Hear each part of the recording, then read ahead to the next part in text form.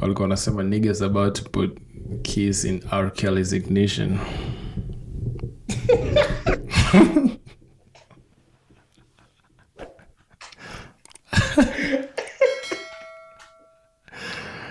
Yo, here's the key to ignition. I mean, that nigga. Bro, I mean, how do you go from being the best R&B artist out there to spending the rest of your life in prison? Just like that. Bro, it's crazy, bro. I'm telling you. The guy has been guilty since 2004. Everyone knows that he was going to jail. So I don't even know why everyone is surprised. I mean, yeah, it's fucked up. He's got the keys to his ignition. Nimeanza kufuatilia hii kesi ya Musa because niliocha documentary fulani ilikuwa kwa HBO. Yeah, ilikuwa about madem wenye wali testify that about R. Kelly was sexually like exploit kama hizo. That one going to Surviving R. Kelly. Surviving R. Kelly, yeah. So everything I know about R. Kelly, I think, from what I know, is in that documentary. Yeah, I'm sure everyone knows, but I've never seen it. So nikasikia kwa hiyo series, alikuwa na mansion, alikuwa ameka madem kwa rooms. Ati ndo utoke uende kwa choo, ndo utoke sijui uende kwa jikoni ati upike ama ufanye kitu yote, lazima uje uombe ruhusa. Mzee. Amelemea freshman. Sports was hanging out around some high school. Kwenda tu na paka hapo anatulia. Anachikitu watu wakitoka shule. Mzee, mzee alikuwa na shida zake. Unajua shida ukiwa na do, if you have money and you're famous and you drive a Lamborghini and you have all these things zenye zinafurahisha watu. Unajua mtoini, it's very easy to manipulate children as an adult. And kama si do msesa hizi angekuwa ameshashika kitambo sana. Yo, what's up with your net? My net is fine, yeah, for John. My net is fine. My internet is good, bro. I'm in fucking Europe, bro. I'm using 5G, bro. Don't chat with me. Don't chat to me, bro. Bro, I'm using 5G as well here. Yes, so then you're Airtel's G, Fiber G. Yeah. Bro, don't chat to me, bro. I'm streaming in 4K, bro. Don't even try that, bro. Yeah, you've been listening too much of expressions. Mandem. You know, Mandem with it. Abama who? Abama what? Abama black clock, yeah. What's one North London Derby? Hey, see, they went to my message with fans of Arsenal. Mama ni unafikiria mimi fan wa Tottenham, bro. Watu wameshangilia. Kwanza Shais, I see you, bro. Umenitumia message. Umeongojea hivi. I mean, it was good that at least walishinda hiyo game.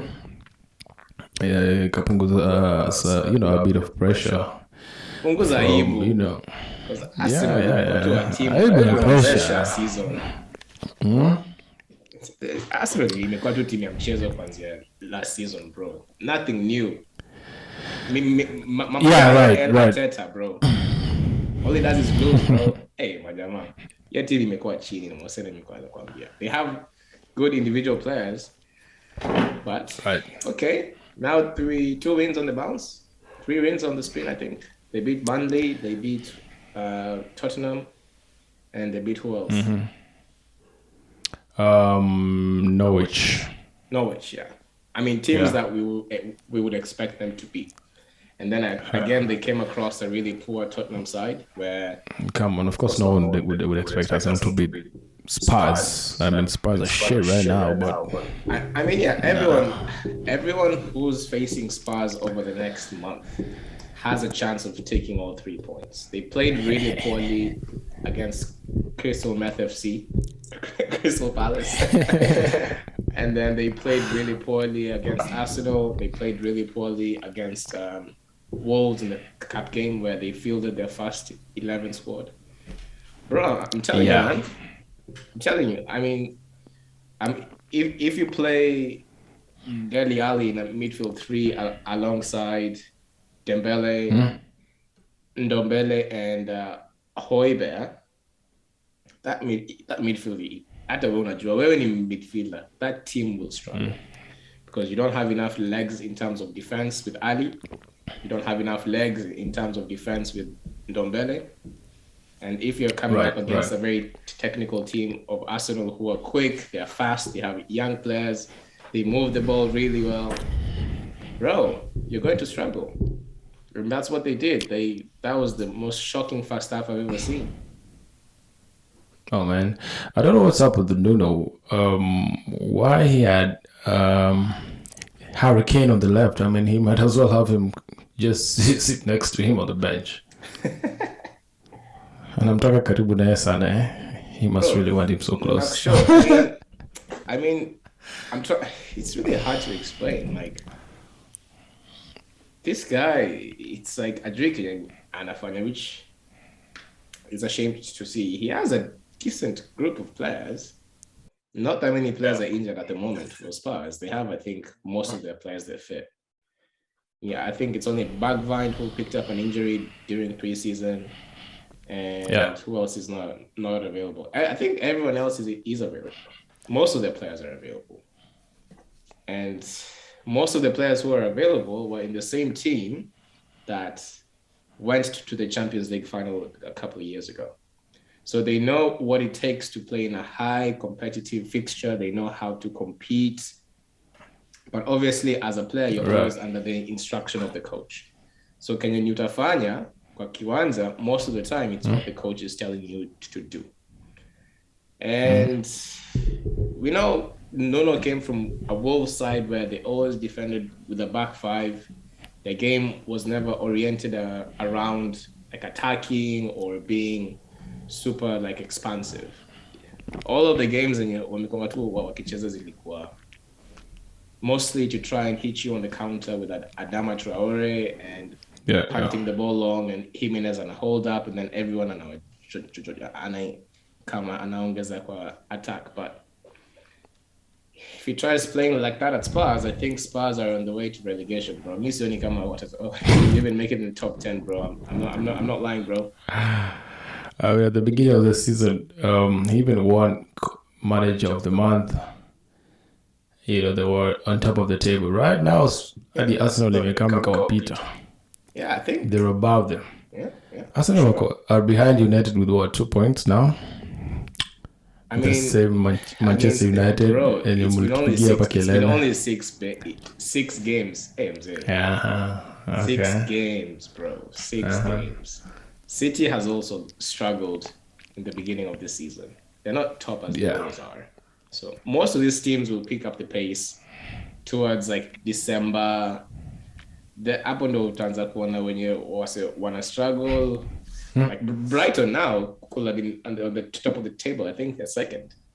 But it doesn't mean Brighton is going to finish top 4, obviously. So watch it, bro. Watch it. Towards December is when we'll start seeing the heavy hitters separate from the other team.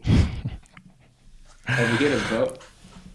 Sour. So Ronaldo with the leg winner at Old Trafford versus Villarreal. Of course, Tears with a beauty of a goal. I mean, it was beautiful to watch. And, to equalize after Danjuma's opener. So Ronaldo scores after disappearing for 90 minutes. Alafu anatoa shati hapo like ni kama ni yeye sijui amefanya sijui nini. The audacity. Bro, hata wewe unajua. The Champions League was made for Ronaldo. Hata akiwa Madrid alikuwa ana pull off the same shit. The guy disappears for 120 minutes. Anatokea kupiga penalty ya mwisho. Nani msem gani alicreate the assist? Nani aliingia ku create assist mzee? Ni sawa. Nani aliingia ku create assist bro? Nani alileta J-Legs bro. I'm telling you, that guy has saved us so many times. He deserves to start. Obviously with Sancho, the price tag, what we expect from him and what he used to do at Borussia. It's not more than what Lings was doing at West Ham. Lings alisaidia West Ham ikafika mpaka mzee Europa League spots, bro.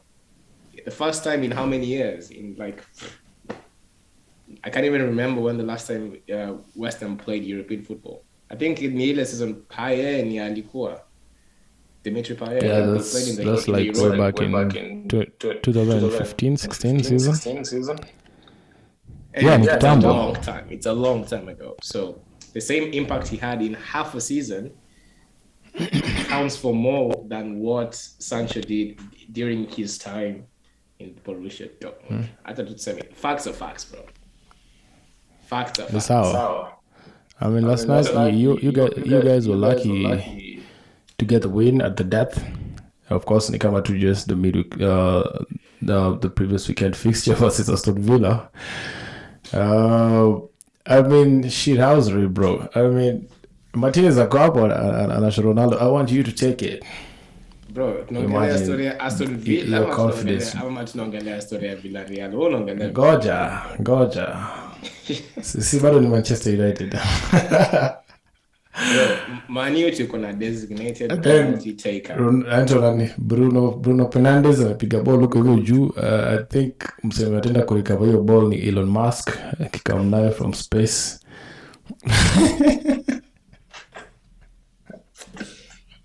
Wewe mzee umepata mambo siku hizi wanayo. Siku hizi unabonga tu vile ni anakaa na back to earth. Take it. Hapo lakini pia ole good alichemsha. I mean, last minute you need the best penalty taker on that field. Unaona tu ni Yeri Padre Fernandes ametetemeka. Anasema nisipofunga hizi itakuwa aje. Hata niache nipige penalty tena. Akapewa kitu. Kuuza penalty kawaida hiyo. Nimewasha. Kuuza penalty kawaida. Hiyo hata wewe unajua. Ni sawa. Hata Ronaldo kuuza penalty when it matters. Aliuza finali 2008. Ronaldo aliuza penalty Champions League final. Sorry, 2000? I think it's called 2008. Chelsea 2008 versus Man United in Russia. Kwa kwambia timu yetu we have a designated penalty taker. So kama ni pena Ronaldo amepata tu vitu zikiendelea. And it could have been a slap in the face to our regular penalty taker. He's missed 2 penalties in his last 16 shots that he's taken. So ni sawa. Ameuza, yes. I'm sure you're trying to insinuate at the big player, big opportunity. Bana. Well, hata Ronaldo angesign Chelsea, Jorginho ndo designated penalty taker. Sometimes things need to change. Mm-hmm. Plus, it's Villarreal to go home. It's Aston Villa here. It's okay. He missed the penalty. It's not the end of the world. We have 33 more matches to go in the season. So who would you rather have taking your penalties? Bruno Fernandes or Ronaldo? Kuuza penalty kawaida. Sijui you as a football player haijalishi. Why are you running away from the question? Who would you rather have be the designated taker? Bruno Fernandes or Ronaldo? The fact that you're calling him Bruno Fernandes inamaanisha ni mkali kupiga mapena. So sijui Penaldo, Bruno Fernandes. Both of them both of them are good takers, all right? Okay. But now, who would you rather have taking the penalties? Personally, Yeah. I think depending on the game, sometimes Bruno, they're on the same pitch. So maybe he'll be injured. Of course, if Ronaldo is on the pitch, he's my second choice. Ronaldo is your second choice. Sema tu hivyo. Kama game imekaza. Unajua pia saa zingine, even as a penalty taker saa zingine, kwa game, you feel the pressure. And the fact that you know pressure imenilemea, there's no better person to ask mzee. Yeye yenyewe nime tense. Ebu kama upige pena. Ronaldo will always step up. So we have two of the best penalty takers in the world. I'm happy. Okay. Whether it's Bruno Fernandes or whether it's Penaldo, ni sawa. Mimi niko tu sawa. You know the worst thing I've heard ni wale watu wanaitanga Messi ati pesi. God.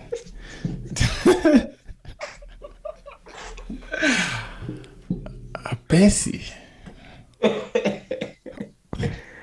I mean, it cannot get worse than that. Ati pesi. You're speaking of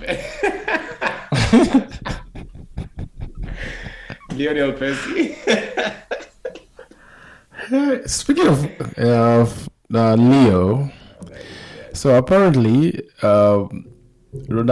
Messi going to lay behind that wall on Tuesday when they were playing Man City. I saw a clip and it was Marquinhos. He looked around and he was like, "Yo, Leo, kuja ulalishe hapa nyuma." Messi kanakimbia tu mbio tukakida kakalala. So kamenda kamelala, sema kana mwangalie Yesu haya. I mean, this is the greatest player of all time. Amekuja kulala nyuma ya wall. I mean, why would he do that to himself? Bro, he's a team player.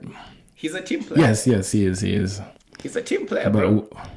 He's a team player, bro. It's a good thing. It's a good thing, Logan. You decided to show it. Bro, he's a team player, bro. First goal of the season, yeah. For a big club against a small club, you know, he's a big time player. There you go. He'll score a fucking banger, top corner, no problem. And if he has to pull it out for the team, he will go and lay down. So I had some people saying the reason why nowadays players lay down behind the wall is because he took so many free kicks underneath the wall now as Kaingia. So now he's a victim of his own undoing. I mean, he's the smallest player on the pitch. Hata saidia akenda some kwa wall. Hata saidia akenda tia try kwa so. Acha alale chini, I relax. You know. Take some time to relax. The game is already over. Better to let hapo hivyo. Watch my pressure. Hey. I don't know if you heard about Kina Rio Ferdinand wakisema it was disrespectful having Messi laying over there. It should have been someone else. I don't know what you feel about that, but I mean, Messi pia it's not because Messi kwa nini? He's just like, when you're on the field, he's the greatest. It doesn't matter. So like it's innate showing respect to your teammates. Showing respect to your teammates on the field is being able to see yourself as not as above, but as equals. So yes, mimi najua mimi ni mkali. Lakini ukali yangu haitasaidia team because this is a team sport. If we end up free kick here, and I could have done something about it. So kiburi isinifanya ati nisilale hapa, free kick ipigwe chini, bao iende ingie, Man City warudi. I'm trying to win something else and prove myself in a league that I've never played in. So you just do what you have to do. You scored a fucking amazing goal on the other side, and also you have to show and do what you have to do on the other side. Ronaldo No. What is that Ederson the other show? Hakuna kitu angefanya. Huyu ni Messi bana. Akishaingia right at that spot where anza kuhesabu mabao because he's gonna score anyway. So now this weekend, don't be surprised since Ronaldo apendi kuachwa nyuma, free kick ikipatikana utamwona saa pia ameenda kulala huko nyuma because Messi moved to PSG, now he had to make a move to Manchester United. Messi amelala chini pia anataka kulala chini. you know I'm right. Ukona ujinga siku hizi. Yaani unaitaka kwa hii show kuongea ujinga kama hii. Wallahi sirudi tena. So utaona hivi karibuni. Should that have been red for KDB? Should he have seen red? I mean, he shouldn't have been on the field in the first place. That tackle was just maybe worse than the one that Wan-Bissaka got sent off for. The inconsistency of the officiating and VAR, it's not making a case for itself because the same ball that KDB went for and Wan-Bissaka, and frame to frame. Wan-Bissaka actually he stepped on his foot, not on his shin. KDB actually Wan-Bissaka aliongezewa another match on top of the ban. Ati for serious foul play. Alimkanyaga kwa mguu, malibodi ilikuwa 50-50. Mzee KDB kama angelala chini flat, azinimleke kwa flat vile ilikuwa. Kama angekuwa ameinuka maybe at a 45 degree angle. Bro. Career ends. Because ukivunjika mguu kwa hivi katikati ya shin, bro. Wewe story yako na boli imeisha. And the guy wasn't even yellow carded, bro. Game iliendelea. Well, that's how it is. It's a disgrace, bro. It's a disgrace. City players don't mean harm, bro. They never hurt anyone. Wan-Bissaka ajai he's never done anything. Hakuna kitu. Huo msata ni abongangi, huo msata ni kiziwi ama kitu. Wan-Bissaka na Valencia hasa wawili. They never show any emotions, bro. I say I'm a psychopath, bro. I'm telling you. Straight up. Okay, kwa game wasona kwanga animated ati mzee songa hapa hivi. Mano nini, the guy is just like a mute, bro. Anachapa kazi. Anatulia tu, anakucheki bro. Ametulia ka hairstyle nini. Lakini bro, it's a disgrace. I think it's because wanaona mzee young and he's black. Of course, he's going to be a super like aggressive. Like even when it's the white person, please, what up, bro? Don't play the racist card, man. Come on, don't play the racism card right now. Bro. KDB is like the epitome of white people, and he plays for the rich money oil club, bro. While he say the oil. The oil classical, bro. Walisema you cannot remove anyone lazima kila mtu akwe kwa kiwanja ndio ishike, bro. Na kwa maana hakumpatia red card pia. There's so many things, bro. I'm telling you, the conspiracies are all there, bro. You know exactly what I'm talking about. The oil classical, bro. PSG versus Man City. I mean, the world was watching that match because, I mean, it's full of stars, both teams. I mean, you have Mbappe, you have Neymar. Plus, by the way, that goal, before Messi scored, the minute with Ali Katin to his left, then passed it to Mbappe. I swear I thought that kid was not passing that ball back. I was like, what the fuck is not going to pass it back? Then like a flick. Yeah, I was surprised. That was the only thing that he could have done. That was the only thing. Diaz was tight on his back. Angetan. Yeah. It's plus Messi. The fact that Ali Perrion passed and he continued on running, it's like Messi telling him, wake up and play. And he did that exactly how it was, and it was a fantastic finish. Well, something else to note about PSG. I mean, they defended really well in that match. Of course, City had a couple of chances that they could have scored, but haikuenda as to plan. I mean, you could see Neymar and Mbappe wanaenda kuslide huko nyuma bana, wanaenda kulala, and then wameturn, then they're attacking as well. I mean, last season ungeona kitu kama hiyo. It was PSG playing, you could spot Neymar and Mbappe wamebaki tu wawili huko mbele, but right now it's just Messi. I mean, that man is a king everywhere he goes. He's the GOAT, the greatest of all time.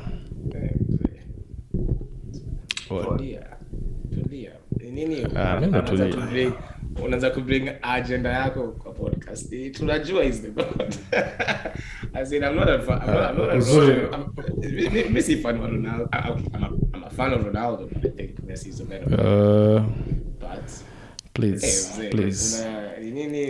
be truthful to yourself. You're getting so emotional, bro. Be truthful to yourself. It's okay, bro. It's okay. We know Messi is the GOAT. I don't know why you always have to feel so like you have to prove a point. I know. What do you know? I'm saying Ronaldo is better. Senye watu wa Man see. Well, last week ulikuja ukatuambia hapa Ronaldo is the best in the world right now because of his goal scoring form. So what happens? I mean, I've said so. Okay. I'll reiterate. When I say someone is the best player in the world, I always back up with facts. So nikisema ati in the moment right now, in the month of September imeisha, who was the best player in the world in that month? Yeah. I'll maybe say Robert Lewandowski because of how many goals he scored in the Champions League, how well he's playing at Bayern Munich. I will say in that moment. And in that moment last season, for like a period of like 3 months, maybe even 2 seasons, two seasons ago, I told you Bruno Fernandes in this period is the best player in the world. And then months later, nikakwambia Kevin De Bruyne in this period is the best player in the world. KDB never said, come on.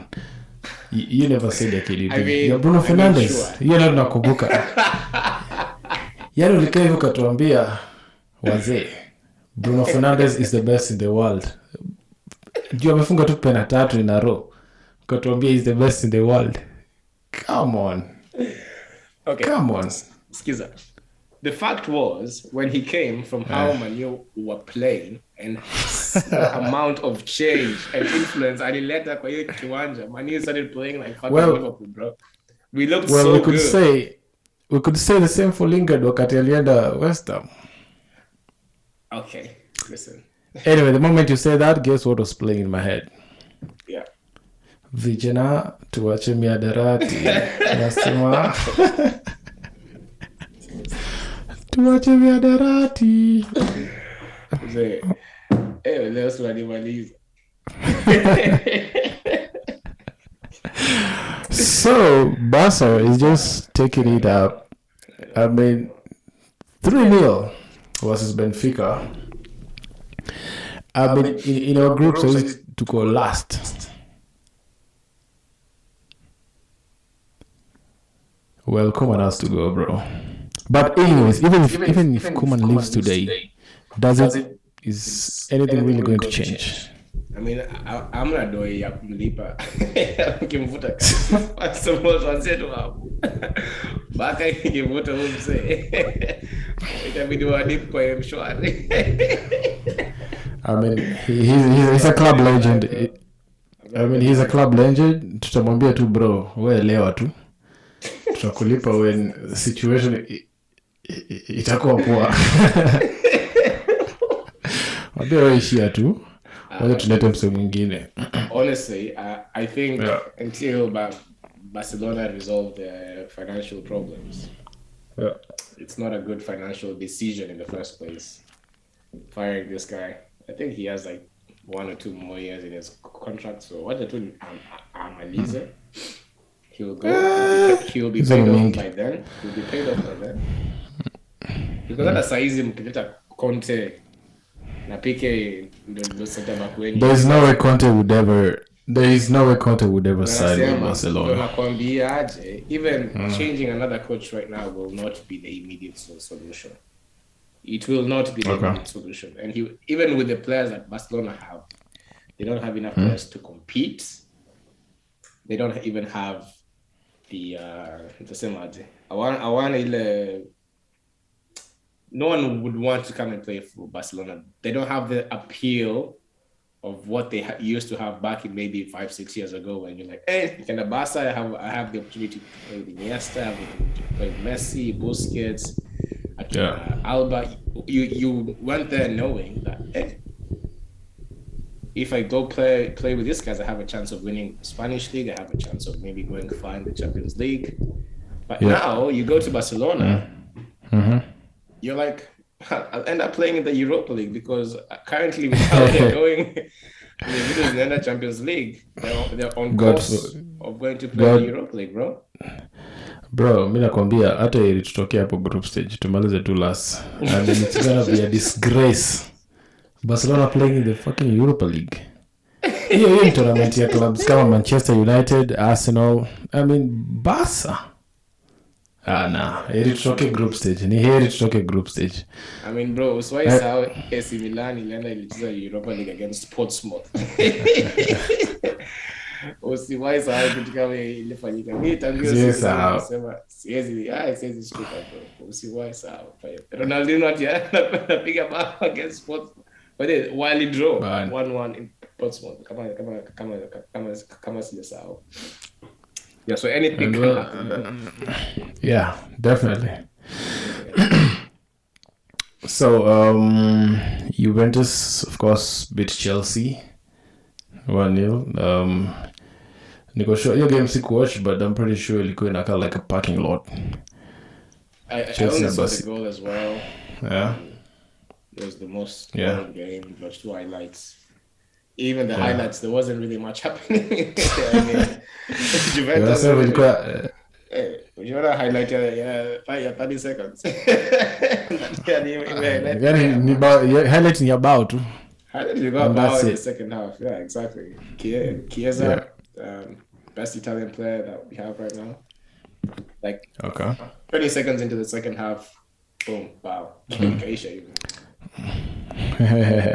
So Conte claims that Chelsea are not using Lukaku particularly well, you know, to sort of get the best out of him. I mean,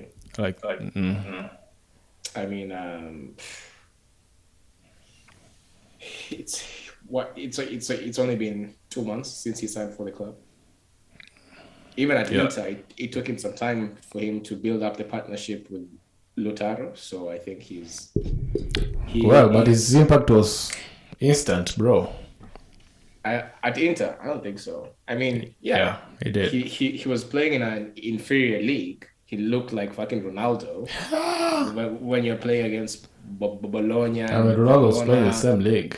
Yeah, and look at him. In his first season, he scored 36 goals. I'm like, it's ridiculous. That when they were playing there, Sicilia was the epitome of Farmers League in the world. Yani huko ndo Waruno was zinamea. Huko ndo Waruno zinameanga. Tell you. Dunia mzima kila mtu anajua.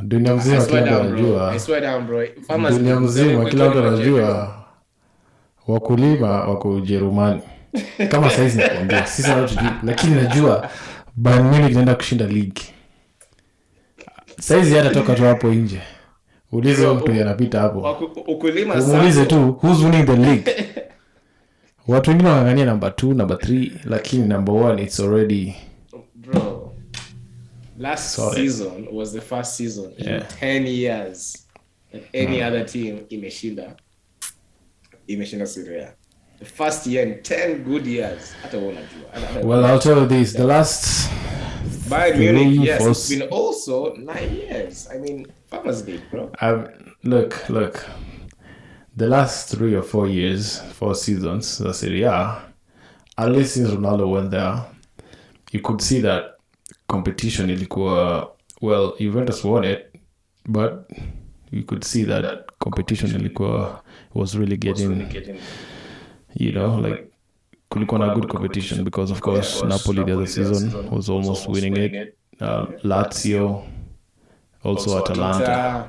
Atalanta. Yeah, Inter as well. Of course. Jakata. And it's also the same here in Germany. Borussia Dortmund always come close. They fight until March. They fight until around April, and then they just eventually fall off. Until Leipzig came really close a few seasons ago. They finished second last season. Yeah, they always come close, and that's what I'm saying. Same as in Serie A, of those many years, yeah, you would see there's healthy competition.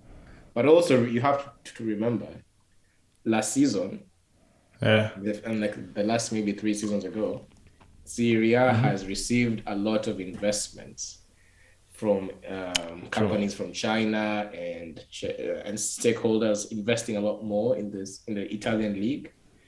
Also because also of the Americans, because Ronaldo as well came and played in that league, and everyone, of course, all the young kids will want to watch Ronaldo, so it means more eyes in Serie A.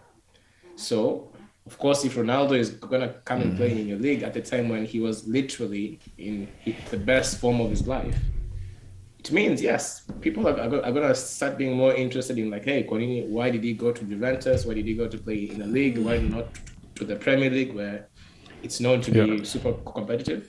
So there has to be something there. So people put their money there into clubs. Inter Milan's owner, Ali signed, and he signed the right coach. He gave the coach enough money to improve the squad, and so did other teams. And in terms of semantics, yes, we can say the league in Syria has improved over the years in terms of competition, but it's always been a farmers league since 2008.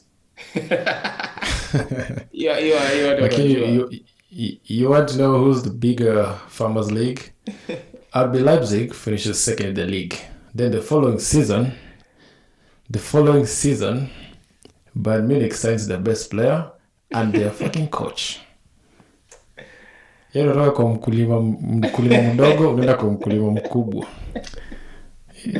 Ligi ya wakulima. Bro, it's because the Bayern, when they're competing in the Champions League, they win the Champions League and they beat English teams, and they beat all the Spanish teams, and they beat everyone. So, bro, there has to be something kwa hii shamba. Come on. They've only won it once in like how many years. The last time they won it was back in 2013. Bro, way before even Pep went there. GMO. Great midfield and offense, bro. I'm telling you. Straight facts, bro. I'm telling you.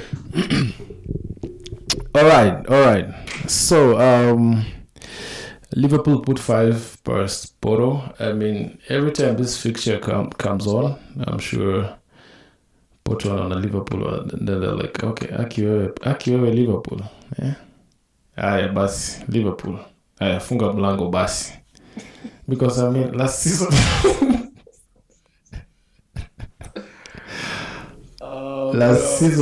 walikula sijui 6. Last season walikula 6. Juzi wamekula 5. Akiwewe Liverpool. I mean, Porto is not the same. Porto too, league yao iko ranked too higher, so they qualify to the Champions League automatically. Even though there's other teams in that deserve kukua in the Champions League from qualification directly. Team kama Ajax.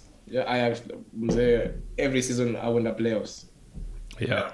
Celtic, Rangers, playoffs, normal. I don't know that you've mentioned Ajax. Kwani Halil alikuwa anangojea tu kutoka Premier League ndio apate powers. I mean the other match is called for Juzi tena score. I mean Mans is on fire. And to remember at the beginning of the season, Ajax left him out of the Champions League squad by mistake. Sijui unakumbuka hiyo story. Kumbuka sijui ati email sana sijui nini. I mean, the guy can score. Obviously, he's a good athlete. He has good technique. I think sometimes when you join a team, things just don't go the way you expect them to go.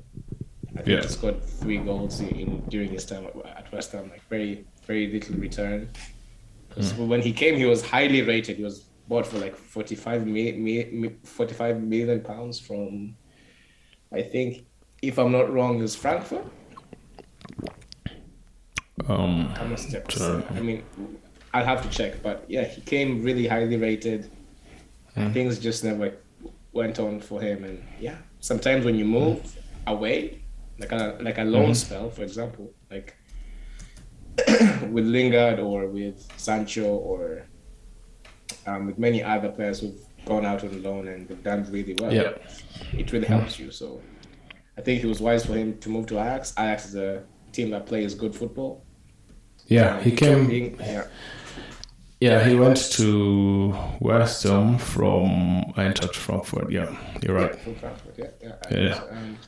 The guy has been great. He's been firing from all cylinders, and yeah, it's a dream move for him. It's good to see when people who have been struggling a lot really come out and show that they're really actually a solid player. So even if now he wants to try and force a move back to the Premier League, people can be like, okay, maybe West Ham was not a good fit for him, but he's actually an excellent player. Yeah, he is. So we have new sheriffs in town. Madrid. The Madrid, whatever this team is called, the Sheriffs.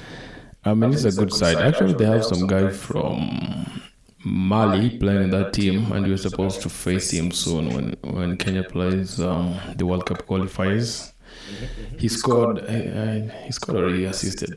He match Musha. I think I try and find out. But yeah, they're a good side. They're from Moldova.